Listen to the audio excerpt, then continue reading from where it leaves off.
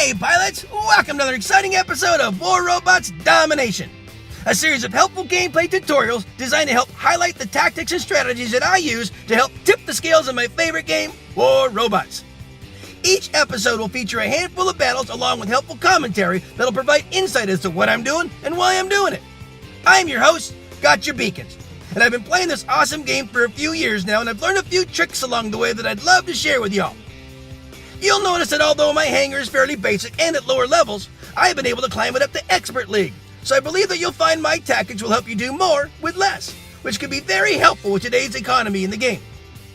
I should also mention that this is my second account, so don't let my career profile stats fool you. This is actually my baby account, but it sends a great message to pilots who feel they need to chase the current meta in order to be competitive in battle, because you don't. Wise gameplay can usually overcome any fancy gimmick. A death button is a great example. It can still melt just about any build, and its heritage stems all the way back to nearly the beginning of the game. It's all about knowing when to use it and how to use it. So, without further ado, I invite you to sit back, relax, and enjoy today's episodes while I walk you through my gameplay tactics and share with you my mindset in battle. I hope you find it entertaining, helpful, and fun to watch. I think you will.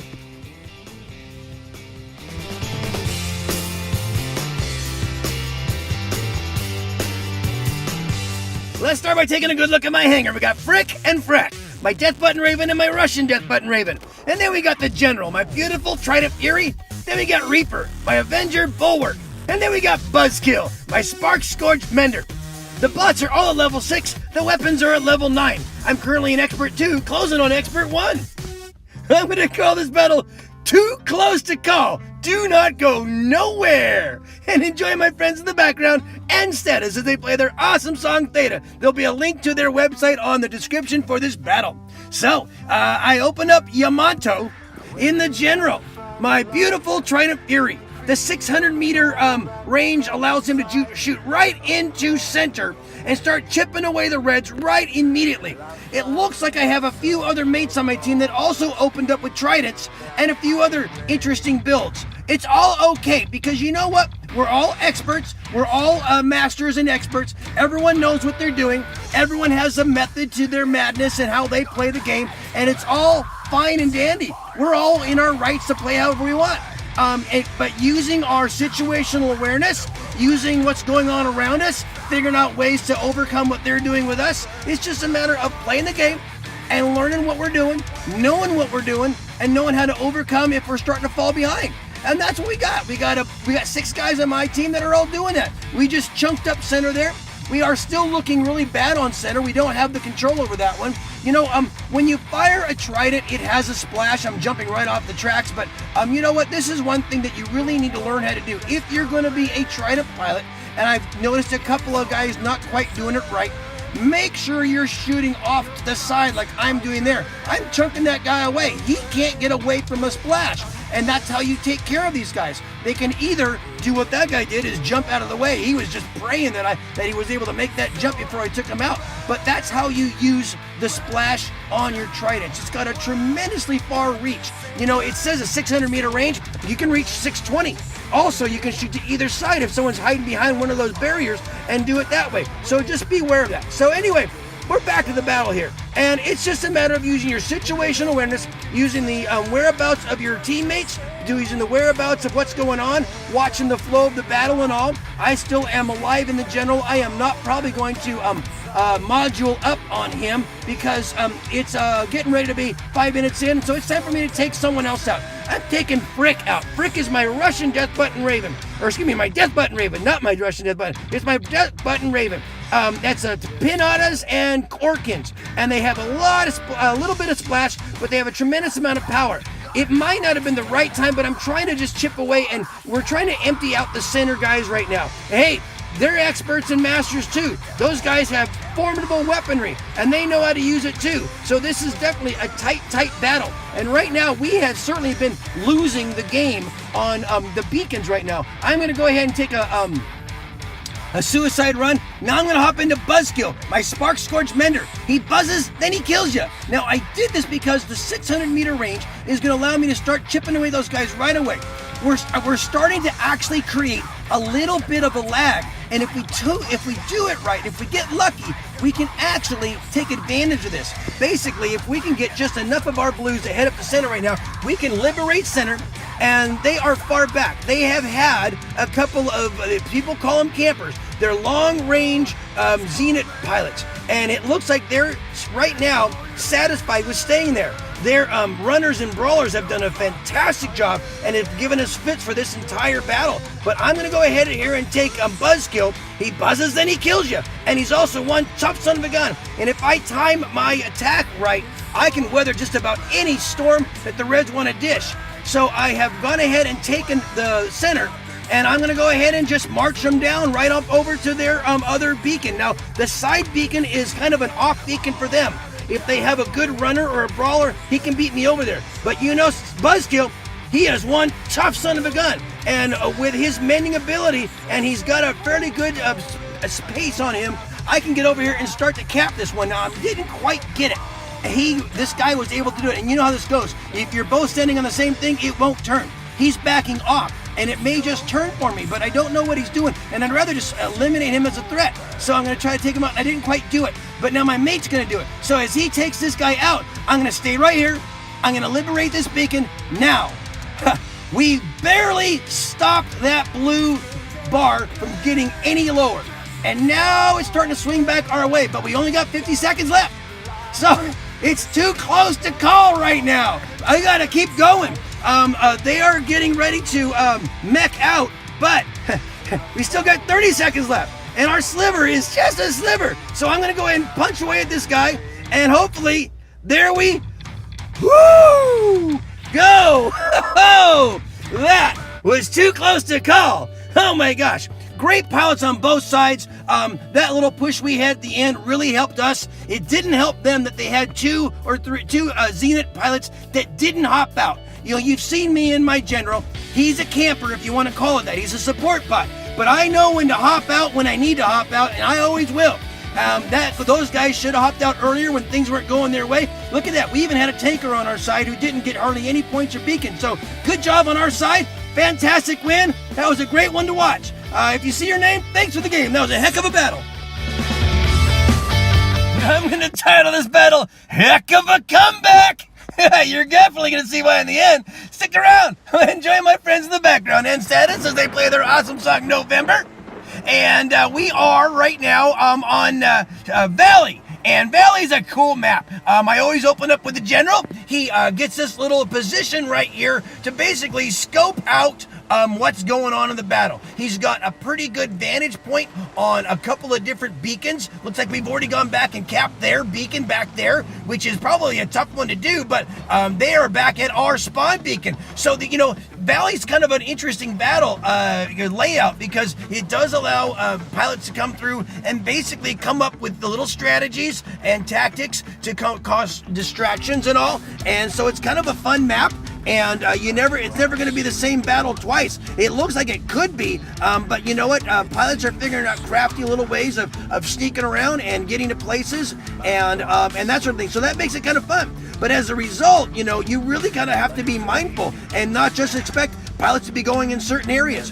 From this spot here, though, I can certainly monitor a lot of different areas and basically keep protecting the different spots. And so, although it's definitely a different battle each and every time, this one little perch does allow me to kind of do a great job of just monitoring things and picking away at pilots that are going in different directions. And so that's why I like it. It's a great sweet spot. And that's the idea behind a sweet spot, is to give you a vantage point around several different locations and several different skirmish areas and hotspots and have a way of being able to support the team. So that's what I've been able to do here. And the general does a pretty good job. Now eventually someone's going to catch on to him, or I'm going to be focusing on one pilot and someone else is going to take me out like right there. So I'm going to hop into Frick.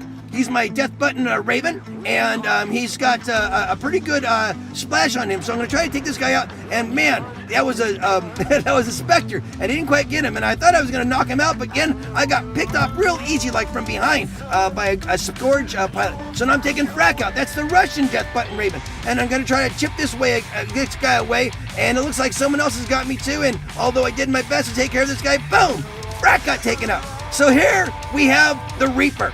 Reaper is a very special bot because he's got Avengers on him, which shoot forever. He's got two kinds of shields, the Ansel and the physical shield. They call it an Aegis, actually, and the physical shield. And you can toggle back and forth. And so if you do it right, and you got, and I mean, it has an energy weapon, you drop your Aegis shield and allow your physical shield to block the shot. If you got an Ember on, you hit your, that. And man, it was a good try, though. And then we got Buzzkill. He buzzes, then he kills you. He's my Spark Scourge Mender. He's a tough little son of a gun. He's not afraid of no one. I do have to time his attacks, though, with his, mending ability, because when he can mend while he's attacking, he doesn't take a lot of damage. So if I have my if I have my Sparks and Scourges all loaded up, and I go into battle right when I'm getting ready to mend, I'm pretty much going to vaporize whoever I'm facing. Like this guy here, even though he's got a couple buddies, I'm going to take you out. And even though you and your buddies are shooting at me, you are gone. And I weathered that one. And that was not an easy one, but that's what Buzzkill can actually do. Spark Scourge Menders are tough little son of a guns. I found that the Sparks and Scourges put a lot of punch. And again, I'm in squishy bots and squishy levels. These are level 9 weapons. Most of the people I'm facing, I have level 10 and 11 and 12 equipment. Some are even into MK2 and Masters. So, and right now, this is my last bot. So I'm in a stay alive mode. I'm in a survival mode. I am not going to get mech'd out. I need to help my team. And although it looks like we're winning, I don't need to get crazy here. I've done my job. Right now, it's a matter of trying to support this area. Don't let anyone go up and get her, but I'm not going to stand right out and get picked off. I'm going to kind of time it. And we got the green banner, so that's awesome. Woohoo! All right, let's see how we all did here in the battle. Looks like I finished top there with a little over 1 million points, so that was awesome. And we had another 1 million point guy. Looks like we have masters and experts on both sides, so everyone did a great job. It was a heck of a comeback because they definitely were pushing hard at the beginning, but we just kind of stayed strong and had some good performances by different teammates, and we were able to pull out the W. So that was awesome. Hey, if you see your name, thanks for the game. That was a whole lot of fun. Great battle to call. I'm going to call this battle Off the Hook. And oh my gosh, stick around, guys, if you like to see a big old battle. Enjoy my friends in the background and status as they play their awesome song War. Definitely perfect for this battle. Oh my goodness. This is amazing. So this is Valley. I have a certain routine that I open up, deploy my bots in a certain order. I always open up with a general, get up to this sweet spot. From here he can monitor and pretty much keep an eye on that upper area there, that far right beacon, their spot, their beacon kind of, obviously our beacon, and anyone who's going into center or anyone who's going off to either side or anyone who hops up there, I can chip away at them. 600 meters reaches just about as far as I need to cover so many different beacons. So that's what I do with the general. I get up here and kind of monitor. I can usually post myself in a way where a lot of shots will miss me. Now, I saw that guy going after our spawn. You can't let your spawn go. So I went ahead and jumped out of the general. I used him to pick down that Ansel shield, and then hopped into Frick and went over there and took him. But Frick got taken out right away. But it was an important sacrifice to make to keep our spawn beacon blue. And so now I'm hopping into Buzzkill. He buzzes, then he kills you. Now, I don't always go into him, but I saw so much concentration of firepower, and I just grabbed the guy with the attitude. Buzzkill. He buzzes, then he kills you. And I needed a little scrapper to go in here and see if we can get that one and re-liberate it. Man, I'll tell you what, though, this is just one rough battle. There is so much concentrated firepower in so many different areas at one time. So there goes Buzzkill. Now I'm into frack. From 500 meters, he'll frack you up. I didn't quite have a good angle on that guy. He didn't go under the tunnel like I was hoping. So Frack is my Russian death button, 500 meters on that. I used that guy's anti shield as a little bit of a shelter. And now it looks like I got a bulwark coming around to the left over there. So I got to get out of the way. And then I hit this barrier. And then I tried jumping backwards and I did it again. I'm like, oh gosh, he's going to target me. He's going to target me. So I had to just basically face my way and get out of there.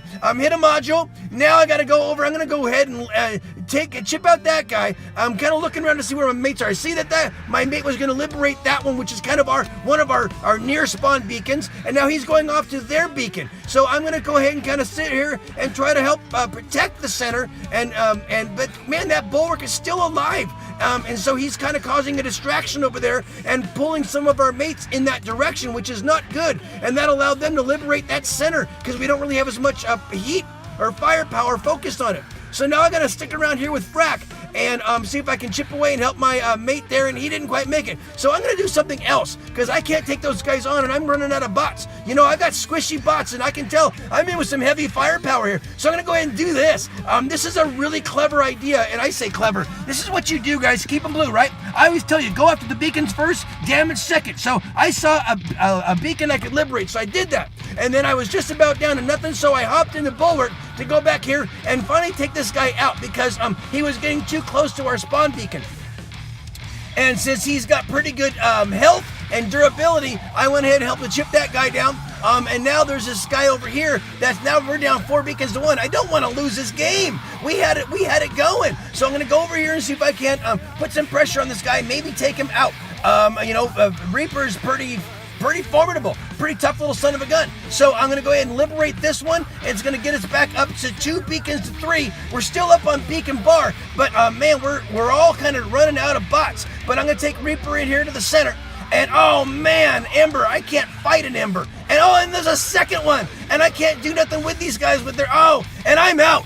I'm mech'd out, but we're up 3 beacons to 2, and we have a good advantage of the beacon bar, so I'm going to stick around and see how my mates finish this one off, because I think we did enough in the battle to take these guys on. But man, what a hot battle, and what a fiery battle, and it looks like we even got one of the dragon bots on my team, his last bot out, wow. But hey, that's a good finisher because he's a good formidable bot. And let's see how we all did here in the battle here. I know we got the green banner, that was awesome. And there are 6 pilots with over 1 million points and others that got pretty close. Wow, this was off the hook. Oh my gosh, what an amazing battle. What a tremendous amount of firepower on both sides. Remember, this is experts. We aren't chaps. We got experts and masters on each side, probably all with MK1 equipment. And so that was a heck of a battle. If you see your name on this one, thanks for the game. You're all a bunch of warriors. Peace out. Well, friends, that just about wraps it up for another episode. Thanks so much for watching. I hope you enjoyed what you saw and are able to take something you learned and use it in battle. I add content to my YouTube channel almost daily, so please stop by when you're able and check out the fresh new material. Or just click on an old episode and maybe catch another tip that'll help you up your game. If you like what you see, please tap on the red subscription button and then tap the bell to be notified when new episodes are released. It would also be helpful if you could make a comment about the video, whether it's an example of how the episode helped you, or maybe additional advice to help elaborate on the tactics I shared, or even constructive comments that'll help clarify something I might have missed. It's all good and greatly appreciated. Finally, this game is full of challenges and can create frustration for some who are simply trying to have fun with this awesome game. My goal is to provide you all with helpful information and help reduce the frustration and increase the fun. So, if you feel these videos are helping you, please share them with a friend, someone who you think might benefit from them. Well, that's about it for today, guys. As always, keep them blue out there, and I hope to see you on the battlefield. Make sure you're having fun, though, because if you're not, you're doing it wrong. I love you all for your support. Play well. Peace out.